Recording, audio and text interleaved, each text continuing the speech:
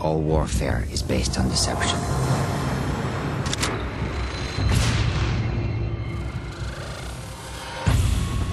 For years, the West's hypocrisy has made the world a battlefield.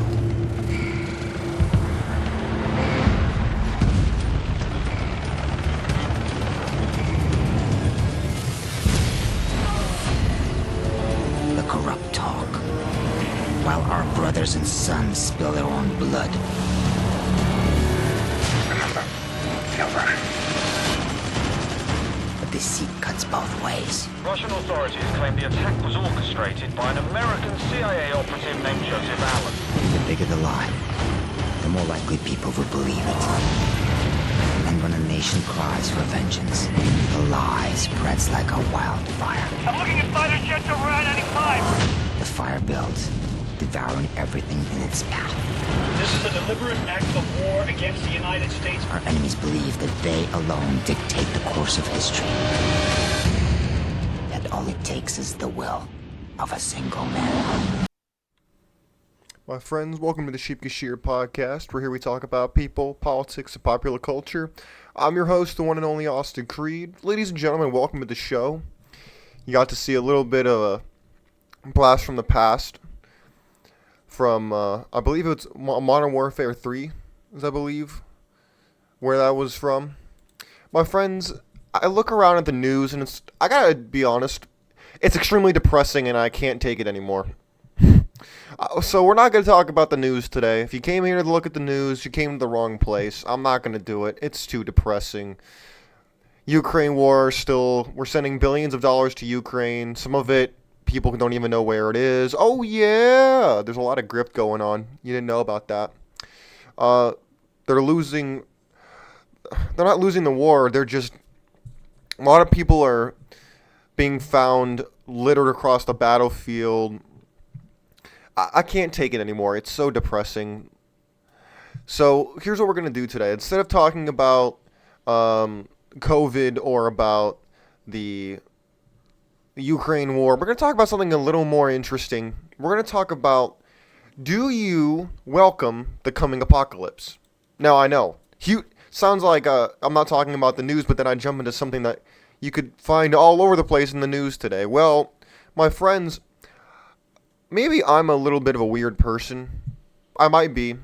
But throughout COVID and even throughout this war that's putting us on the brink of World War III thanks to Zelensky, I thought I needed a distraction like everybody else does. And so I've been watching and reading and listening to a lot of more of dystopian, post-apocalyptic stuff.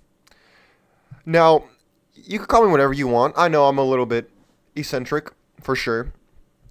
But my friends, it provoked some thought in me, and I really wanted to share it on the show today, because when everything is said and done, I think the fear of the unknown is really gripping people in a way that we haven't seen for at least not for a long time. Before it was more of like oh yeah, that's cute, it's quaint, it's whatever, but we've seen a lot of things that threaten the world within the last couple years, within the last 10 especially.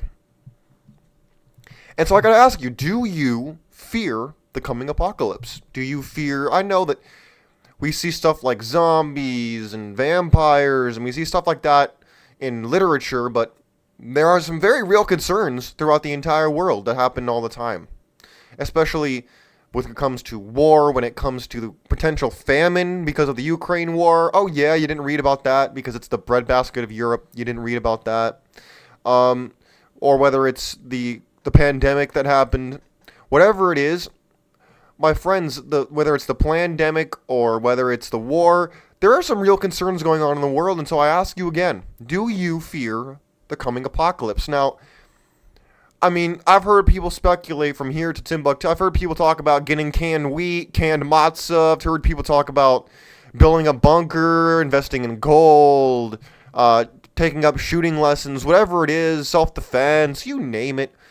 Look, I'm not talking about some Y2K level stuff. I'm talking about, do you actually fear World War III? Do you fear another potential epidemic of massive proportions?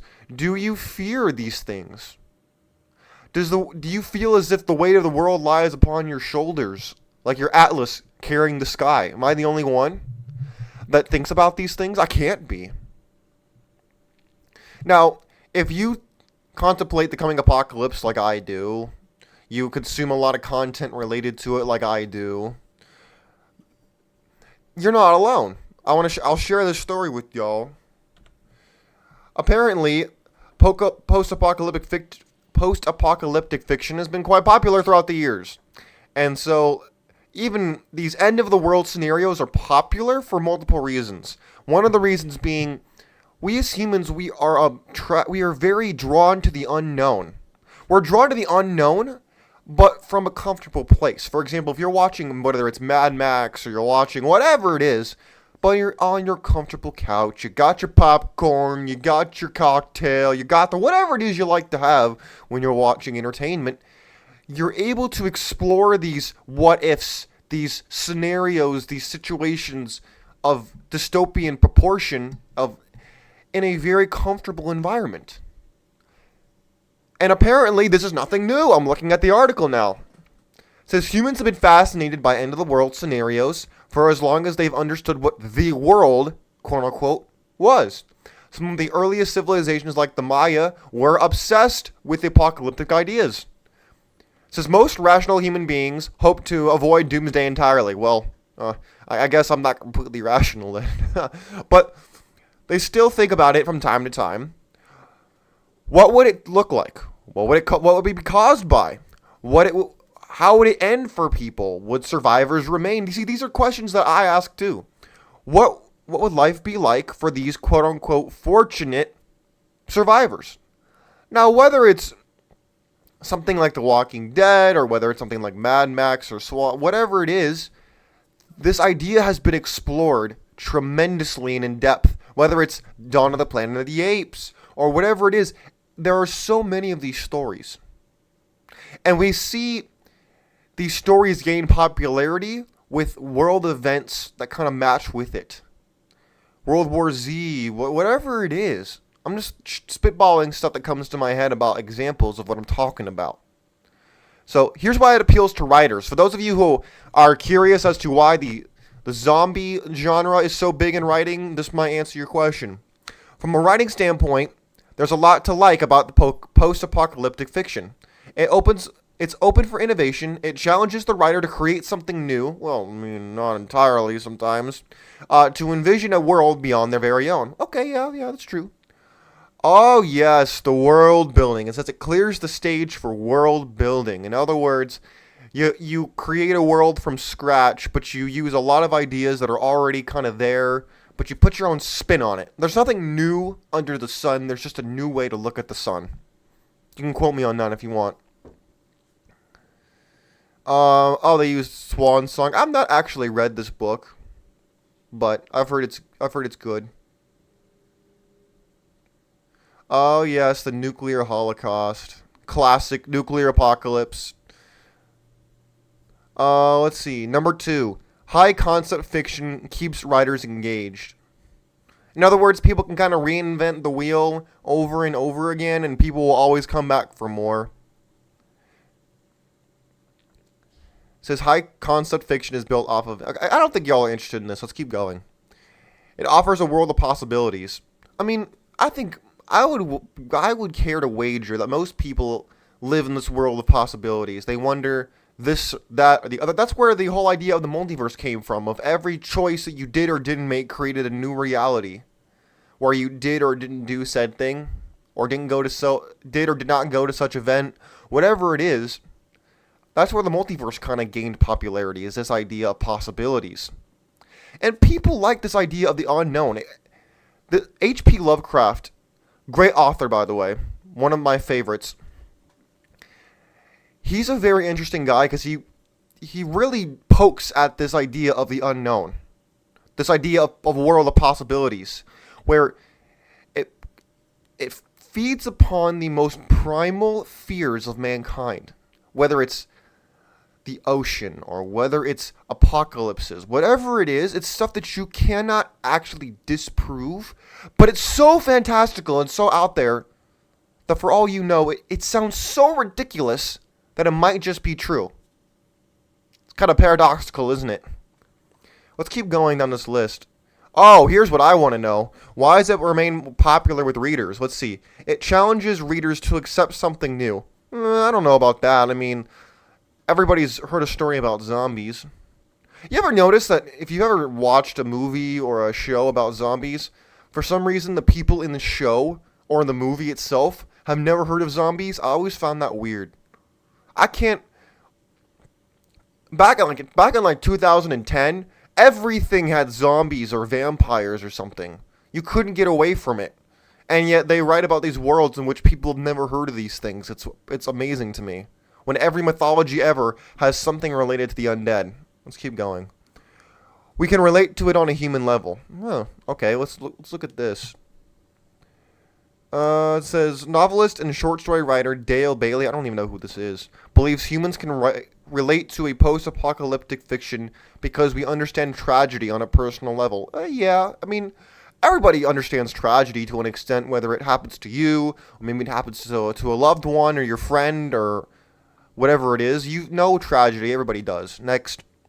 It's a reflection of our own fears and anxieties. Now, this is very true. Like I said, that's just the whole topic that I'm talking about today. We look at the world, things full of things we can't control, full of things we have zero power to control or influence, and yet we're stuck in having to deal with it. We're stuck in having to live in this world full of uncertainties, full of potential possibilities, and we have to deal with it. We have to wrestle with it. We have to accept it because it affects us. Or it could affect us at any moment in time. So this is the idea that I kind of like to talk about, where it comes to the coming apocalypse. It could come tomorrow. It could come from in 10 years, 100 years, 1,000 years, a million years. We don't know. But the world tends to go through cycles, whether it's the climate, whether it's civilization itself. The world goes through cycles, whether it's being hit by a meteorite, a flood, a giant fire, earthquakes, volcanoes, whatever it is.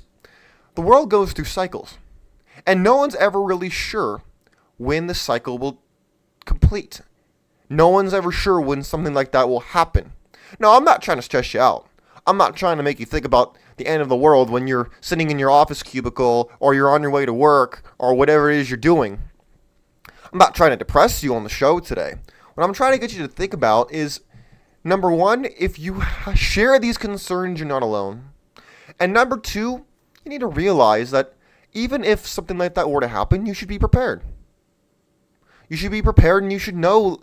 Don't be the person caught off guard. Don't be the person in the zombie movie or the zombie film who dies within the first 5 seconds of the movie. Don't be that guy. Don't be that girl. You need to be aware, and you need to start taking care of yourself. You need to make sure that you are in tip-top shape and in tip-top performance, because you never know what tomorrow holds. You never know what's going to happen. That's the point of today's show. My friends, I really want to explore this more because I think it's an interesting concept. I think it's something that's not... We talk about it in jest. We look at the news. The news is making a bag off talking about the horrible things that happen in the world. We understand that. But I really want to ask you, what is it about the world that you fear the most? What is it that really concerns you? What keeps you awake at night? Is it a war? Is it the pandemic that's still kind of teetering out? What is it? Is it the everyday pebble in the shoe problems like money and food and stuff like drama in your personal life? What is it? What is it that bothers you? What is it you fear and are anxious about? I fear potential nuclear war because I know a lot about it. I know how it happened in the past. I know how we got to the point of needing nukes, the Cold War. I know a lot about that because it was my job in the military to know about nuclear weapons. I understand about it almost too much. But my friends, do you fear it? Do you fear the apocalypse, or do you focus on enjoying your life, living your life? You don't think about it very much. Maybe I'm an outlier. Maybe I need to relax. I don't know. But what I do know is this. This is an interesting discussion. What is it you fear? What is it you want to discuss? What is it Why do you think that the rise in post-apocalyptic fiction, do you think it's directly related to all of the potential world-ending issues that we're seeing in the world today, whether it's disease or war or potential famine or whatever it is? Is it a way for you to really explore this in a safe environment? I'm curious. What is it you think? And what, if you had to choose which apocalypse you'd want to live through, which one would you want to live through and why?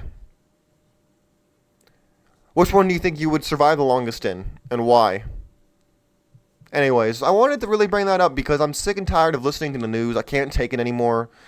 People are turning out the news in droves because it's so depressing and maudlin they can't take it.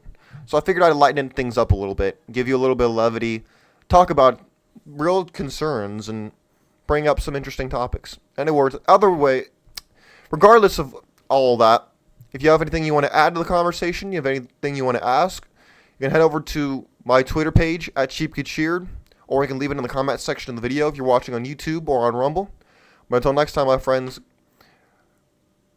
God bless you, God bless your family, God bless America. We're out of here. Peace. Enjoy your day. Don't be like me. Don't be like Atlas trying to hold up the sky. Try to enjoy yourself. Do something nice for yourself. Because who knows what the world holds for tomorrow. Today is all you're promised. Make sure you live it up to the best. Alright. I appreciate y'all. Take care.